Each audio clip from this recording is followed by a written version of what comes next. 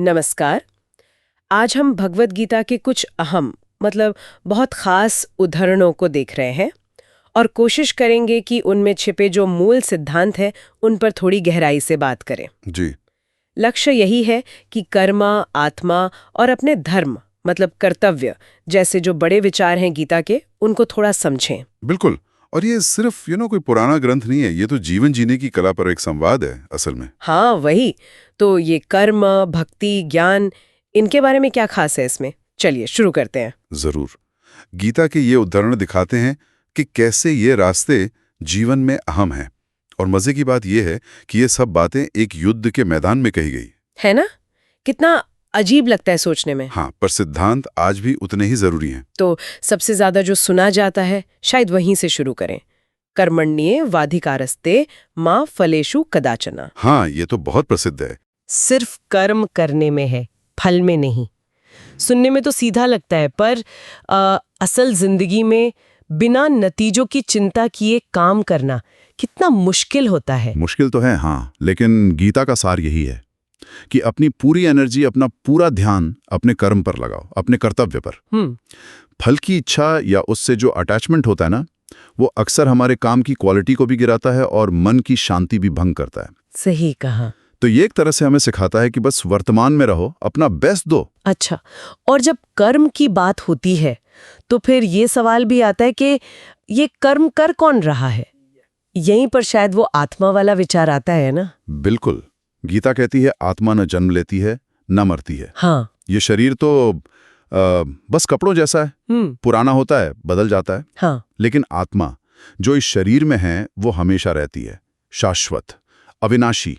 उसे न हथियार काट सकते न आग जला सकती। ये सोचना ही कितना अलग नजरिया देता है कि हम सिर्फ ये बॉडी नहीं है। बिल्कुल। जीवन और मृत्यु दोनों को देखने का नजरिया बदल जाता है इससे। ठीक है, तो आत्मा अमर है और कर्म करना महत्वपूर्ण है, लेकिन कौन सा कर्म करें ये कैसे तय हो? शायद यहाँ वो धर्म वाली बात आती है, स्वधर्मे निधनम श्रेयः। हाँ, स्वधर्मे निधनम श्रेयः परधर्मो भयावह। बिल्कुल सही। इसका मतलब क्या है ठीक से? धर्म मतलब रिलीजन? नहीं, यहाँ धर्म का मतलब रिलीजन या पंथ से उतना नहीं है। यहाँ मतलब है अपना स्वाभाविक कर्तव्य, अपनी जिम्मेदारी, अपना नेचर। अच्छा। गीता कहती है कि अपने स्वभाव के हिसाब से, अपनी स्थिति के हिसाब से जो काम, जो ड्यूटी मिली है उसे निभाना ही सबसे अच्छा है, भले ही वो मुश्किल लगे। दूसरों की नकल करना ठीक नहीं। हाँ, दूसरों का रास्ता अपनाना जो शायद हमारे नेचर से मेल नहीं खाता, वो कंफ्यूजन और डर पैदा कर सकता है। ये अपनी सच्ची राह पर चलने की बात है कि लोगों के लिए हैं जैसे कर्मयोग, उनके लिए जो एक्शन ओरिएंटेड हैं, बिना स्वार्थ के, फल की इच्छा के बिना काम करना। ओके। फिर भक्ति योग, जो इमोशनल हैं, जिनके लिए प्रेम और समर्पण जरूरी है, ईश्वर के प्रति पूरी श्रद्धा, पूरा डिवोशन। और ज्ञान योग, जो बौद्धिक हैं, जिन्हें तर्क और विवेक से सत्य जानना है, आत्मा क्या है, ब्रह्म क्या है, इस ज्ञान को पाना। तो रास्ते अलग अलग हैं। रास्ते अलग लग सकते हैं, पर मंजिल एक ही है, परम सत्य को पाना, या कह लें मुक्त हो जाना। और इन सब रास्तों पर चलने के लिए मुझे लगता है मन पर काबू पाना तो बहुत जरूरी होगा। वो जो कहा है, उद्धरेदात्मनात्मनम। बिल्कुल। अपने आप को ऊपर उठाओ, गिरने मत दो। मन ही दोस्त है, मन ही दुश्मन। हाँ। गीता साफ कहती है, जिसने मन को साध लिया वो जीत गया।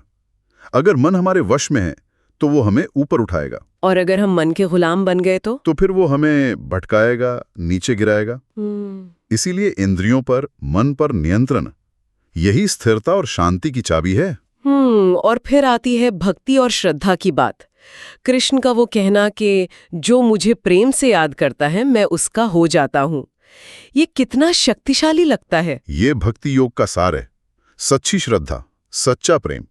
जब कोई इस तरह ईश्वर से जुड़ता है ना, तो उसे एक अलग ही सहारा और मार्गदर्शन मिलता है। मतलब सिर्फ ज्ञान या कर्म ही नहीं? नहीं, सिर्फ वही नहीं, दिल का सरल समर्पण भी ईश्वर तक पहुंचने